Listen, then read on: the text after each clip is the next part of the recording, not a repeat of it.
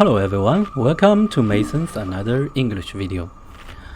So yesterday I saw an awesome video about how a paladin can do Stratholme solo farm and make 300 gold per hour without even doing any boostings. I say wait, paladin is the AoE king now? Our mages can definitely also do that. So today I spent 10 hours in Stratholme and figure out how to do this as a mage. So first, gears and talents. In this run I actually used my T2 set, simply for all the resistance I can get from this run. So the resistance are not very insane. You see I got 61 shadow, 47 ice and 37 arcane. These are all the resistance you need for the Stratholme run. And the other parts of my gear are simply quest green and blue gears from Outland quests. Now please note you can definitely make this run with only like quest gear from Outland or even eagle gear you bought from auction house. A TBC eagle gear of course. But if your resistance is very low, I definitely recommend you to have a PvP trinket, which will be very useful when you are throwed and your ice block and blink is in CD. So it will be a kind of compensation to your lacking of resistance gear. Now for the talent, I actually still using my talents in slave pen boosting. So you definitely do not need the 3 points of elemental precision here. You can put it into your improved frostbolt. So definitely you can make some customization about gears and talents here. The only required talents is the water elemental and the ice shield. Other parts you can, also the magic absorption. Other parts you can just improvise. Okay, now let's come to the run itself. Now here in this run I use an add-on called Kiwi Farm. It will basically track how many mobs you kill in each run, how many items you loot, and how much gold you loot. The item value or the gold value of each item you loot. Mostly they only track the vendor price, which is the price you sell to the vendor in the NPC in game. And for some really popular trading material, it will catch the latest auction house price, the minimum price. So I would say it's pretty accurate, and it will calculate a gold per hour based on the calculation, and it will give the total gold you make in this run. So we will be using this add-on to check how much gold we make in a run without boosting. So for any of you actually interested in any of my macron or add-ons, you can send me a YouTube message. Because I didn't have many subscribers, I think I can manage to send you any add-on you are interested in or any macron you are interested in by personal message. Now here, when you reach this fountain area, you wanna refresh your shield and cast your invisibility. Now the invisibility here is actually can make you able to see the Eye of Naxxramas here. The invisible Eye of Naxxramas can be seen when you are invisible. So simply cast a fire blast on this Eye of Naxxramas. This will pull the pack on the right, and use your ice lance to pull this pack. I can't cast that yet. Then you face pull this pack, and ice lance pull the left pack, blink through this pack, do a nova here, refresh 2 of your shields and cast a frost wand. And pull the pack at the right here, call your water pet, order your pet to stay, do an awesome cone of cold, and simply block here, just close to this lantern. Now here I'm gonna show you 2 clicks. One is if everything goes right, like 80% of the time, what you should do. Now many people have question like when should they get out of the ice block. The trick is here, you can see you can hear all this noise when the mob actually making their swings. So the key is to blink out at the break of each like mob swings. You can hear the noise they make like and you blink out at the break of this at the interval between these noises. You can see I use Pet Nova here. This is a trick I used in Slave Pen. I find it very useful also in Stratholme. And here, because all the mobs are well grouped, you simply order your water elemental to attack the patchwork. So its health will be about the same when all the other mobs are about to die.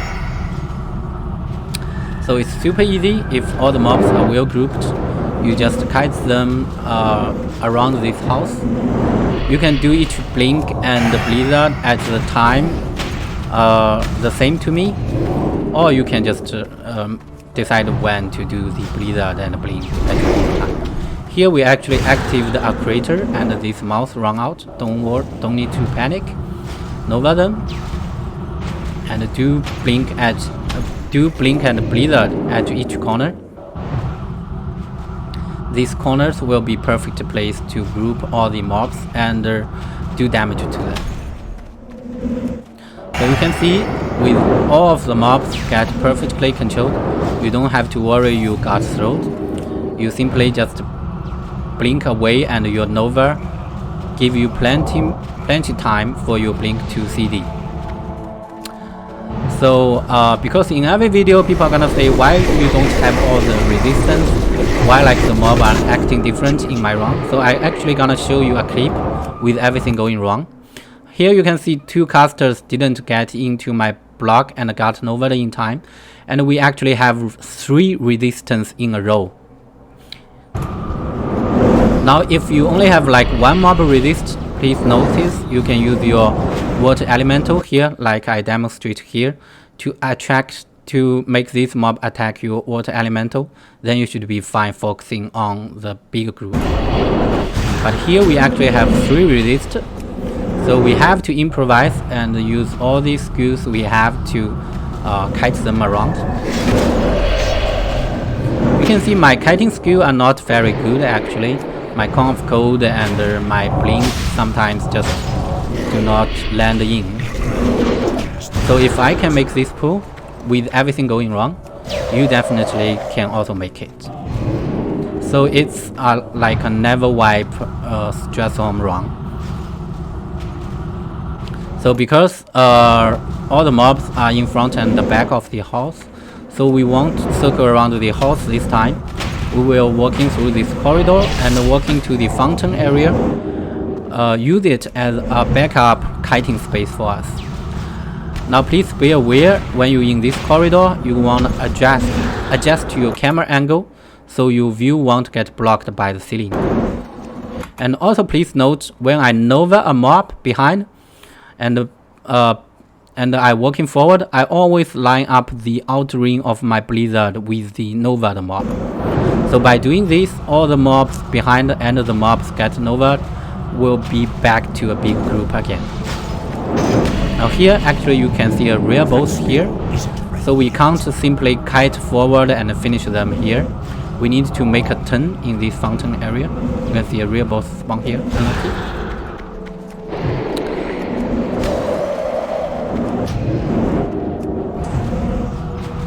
So you can simply use your blizzard, kiting them. Here you can see another unlucky point. There is another rear boss spawn here. Now very rarely it will spawn at this position, but now just at the time we are about to do another Nova, it's spawn. So we have to kill it together with all the packs, all the other mobs. But luckily the mob here do not have many health. So after you kiting them around for this large distance, most of these mobs, like a large pack of these mobs are already dead. So our blizzard damage will be spike up. You can see in this run, I suggest you only doing blizzard do not do any flame cast. You can definitely do flame strike if you are really good at AoE farm, but my way is simply only doing blizzard. It makes this run way much easier. And because I still have my Nova and to use, I actually can just Nova them to ground and kite them to death.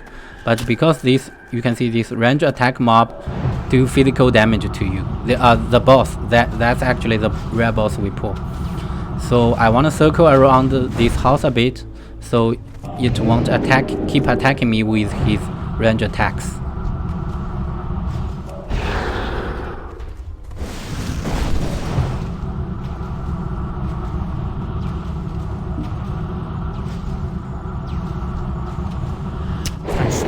If you are out of mana, you can simply kite them at the maximum distance with level 1 Blizzard and waiting for a clear cast to pop. Now here we can see this boss actually only got like 4,000 HP left. So I pop on my cooldown and try to finish him. The easiest way of kiting is always walking forward and do Blizzard. And this blink is somehow not very good, but it should be already dead after I cast the last blizzard. So for this clip, it's actually very unlucky. We got 3 resistance and we got 2 rear bows spawn back left and right when we try to kite in the backyard area. But somehow we can still make this pull. So if you are an enchanter like me, it's definitely worth to kill all the bosses here, because the large brilliant shard actually was a very decent amount of gold. Because the ZG oil is currently still the best oil in the game, and you need large brilliant shard to make ZG oil. And because not of many people are still doing level 60 dungeons, so this large brilliant shard can sell for a decent price, and they sell really quick. It's not like a good price item, but you need like weeks to sell. Okay, I will fast the video a little bit. And I also choose to kill the other boss. If you are doing boosting or simply you want just quick runs, you can skip all the looting and both killing, because the people you boost gonna do all the looting, and you don't need the loot from the boss like I am. So the bosses here are actually pretty low health because they are level like 58 mobs. Okay, let me fast the video a little bit. Now here you can blink through this area to skip the third boss, but here I'm gonna kill it with this hat, with this patrol. This boss, I think all the bosses here can be Nova. All these 3 bosses here can be Nova'd or throwed, so they are pretty easy to kill. I will fast the video a little bit. And here we start our second pull. In the second pull, you wanna stick to the right side.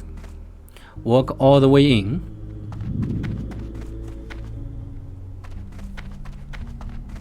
Sometimes you will activate this crater, and some worms and moths and rats will went out. No need to panic. You can kill them together with your big blizzard at the last.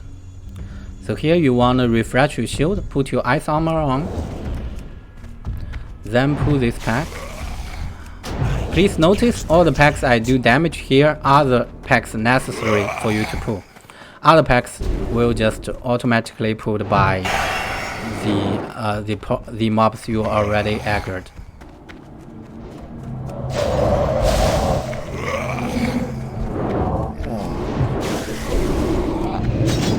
You can see my kiting skills are definitely not perfect. Here I highly suggest you to use this trick. which is do one tick of blizzard, then walk away. It looks kind of difficult, but it's actually very easy to use with no lags on blizzard now. So after all the mobs are behind you with a straight line, you can simply start the killing phase.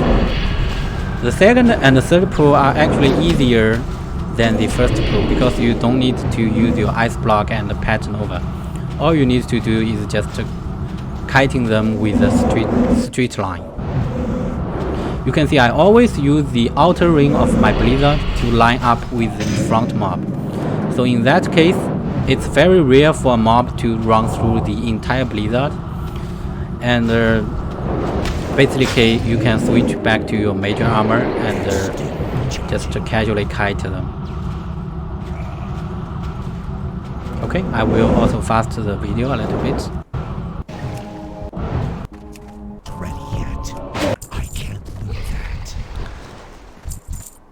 So basically, after you kite them to the house area, they should already be dead. Actually, here you can see, even when I loot something blue, this add-on only counts the vendor price, unless this blue is like super popular for sale. So I would say the count is very accurate, and you can get a lot of blues in this Scholarman's run. Some of them are still good price today. Okay, I will fast the loot process a little bit. Please note, if you are boosting people, you don't need to loot yourself. It will definitely faster this run. That spell isn't ready yet. For the third pool, you want to reach this door here.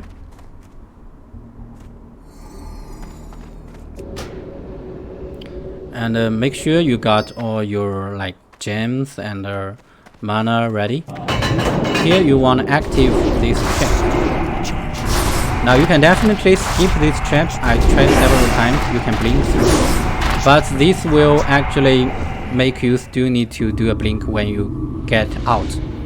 But it's better to save your blink when you try to aggro all the mobs here. So you can counter all these different scenarios. So I will activate this trap first. Now here I also cast invisibility, try to see I got any luck with the Eye of Naxxramas. Please note it's not necessary to kill the Eye of Naxxramas. Like in this run, I didn't find it. Just no luck. You can kill it together with the rest of the mob you aggro. It's just super annoying sometimes it like came out from invisible, and these two bats it's summered do not give any loot. Okay, you pull this 2-pack, then you stick to the left. You can jump through all these obstacles here and try to pull like more packs here. Blink through and get ready to do an over here. If you get through, you can simply ice block or use your PvP trinkets. And now we are good to kill them actually. So the third pool and the second pool are simply very easy. You just kite them with a straight line running back to the entrance.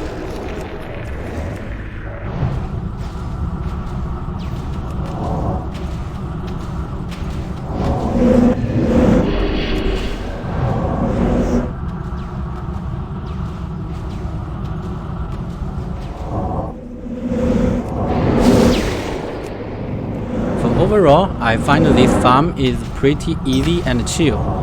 So like if you are doing this alone, you don't need to wait for anyone, and you can do in like small pulls. If you are beginners, you can only pull like 2 or 3 packs and kill them one by one. The key of learning AoE farm is to start from small and gradually improve into doing big pulls.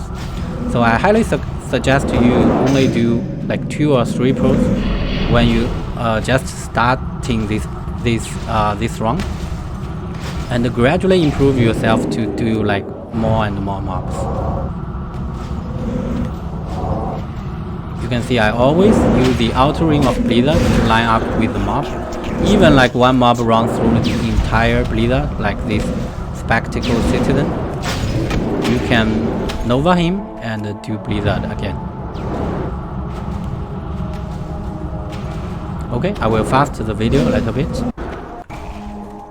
You can see here I still have my Cold Snap and Water Elemental. I can simply just Nova all of them to the ground and Blizzard them to death.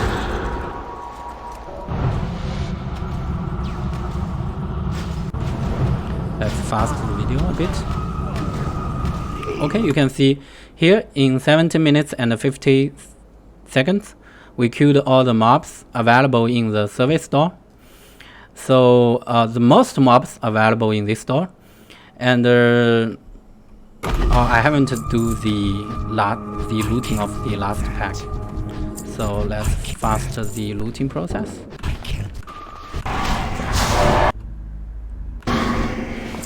Yeah, actually here you can see we killed 244 mobs and we loot instead 233 items. The pure cash we loot is approximately, I would say, 17 gold, and the items worth gold. The items we loot actually was 171 gold.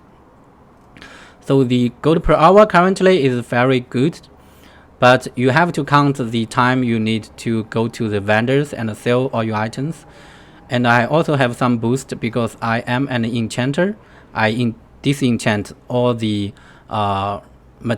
jobs from 3 bosses. So if you are boosting people, you want to skip all the bosses and you let the people you boost do all the looting, this run can definitely make into 13 minutes. So yeah, that's basically all I need to cover. I would say it's definitely possible to make like 300 gold per hour simply by doing this run without boosting. And if you are doing boosting, this is currently, I think, the best gold per hour boosting, because people on my server, they sell ZG boost for like 70 gold for solo boosting, and you don't get as much mob as you got here. So and ZG is a raid. If you add extra players in the team, you got a reduce in total experience, so you will charge less for each player. But this is a dungeon. You can safely boost 4 people with the same price. So let's say if you boost 4 people, each charge them only for 50 gold. It's 200 gold each run, without counting all the other gold you get from loot. And it's definitely, you can definitely make more than 1000 gold in 1 hour. So if you're doing boosting, it's currently, I think, the best boosting you can do, and it's very safe to do.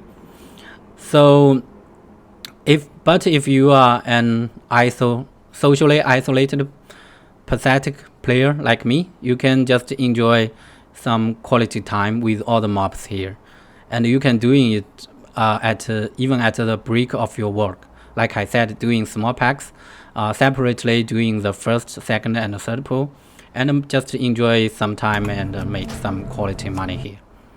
So here is another trick. If your Hearthstone is at CD and you want to teleport back to the Untitled Chapter to sell all the items, you can simply let someone invite you or use your alt to invite you, and then you leave the party. You can see here, you will be automatically teleported back to the Untitled Chapel, even with your Hearthstone is in CD.